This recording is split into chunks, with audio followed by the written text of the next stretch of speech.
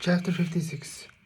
It is difficult to say whether Lester might not have returned to Jenny after all, but for a certain influential factor, after the time with his control of his portion of the estate family settled in his hands and the storm of original feeling forgotten, he was well aware that diplomacy, if he ignored his natural tendency to fulfill even implied obligations, would really bring about an arrangement whereby he and Jenny could be together. But he was haunted by the sense of what might be called an important social opportunity in the form of a Mrs. Carroll. He was complete and compelled to set over against his natural tendency toward Jenny, consciousness of what he was ignoring in the personality and the fortunes of her rival, who was one of the most significant and interesting figures in the social horizon. For thing as he would, these two women were now persistently opposed in his consciousness.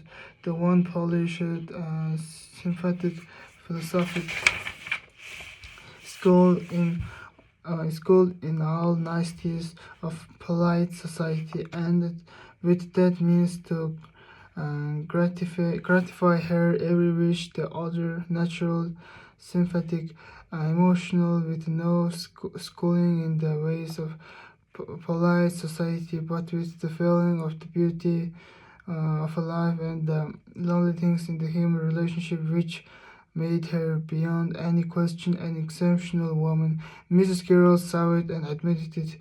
Her criticism of Lester's relationship with Jenny was not that she was not worthwhile, but that condition made it impolite. On the other hand, union with her was an ideal climax of his social uh, inspiration. This would bring everything out right. He would be happy as her with her as he would be with Jenny almost, and he would have the satisfaction of knowing that this Western social and financial world held no significant figure than himself. It was not wise to delay either his later excellent solution of his material problem, and after thinking it over long and seriously, he may conclude that he would not.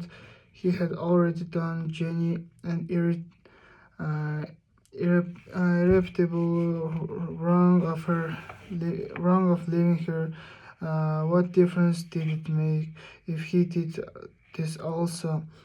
She was possessed of everything she could possibly want outside of himself. She had herself deemed it advisable for him to live by such a figment of the brain in the face of unsettling and disturbing conditions. He was becoming used to the idea of a new alliance, the thing which prevented an eventual resumption of relationship in some form of with Jenny was a constant presence of Mrs. Carroll. Circumstances uh, conspired to make her the logical solution of his mental laundry at the time. Alone, he could do nothing save make a visit here and there, and he did not care to do that. He was so indifferent mentally to gather about him as an bachelor, that atmosphere which he enjoyed and which woman alike Mrs. Gerald would so readily provide. United with her, it was a symbol of their home then. However, it was would be full of clever people. He would need to do a little say to appear to enjoy it. She understood quite as well as anyone how he cared to live. He enjoyed to meet the people he enjoyed meeting, and there were so many things they could do together nicely. He visited West Maiden at same time she did. As she suggests, she gave himself over to her in Chicago for a dinner party. Travis, her house was the quiet as much his own as hers.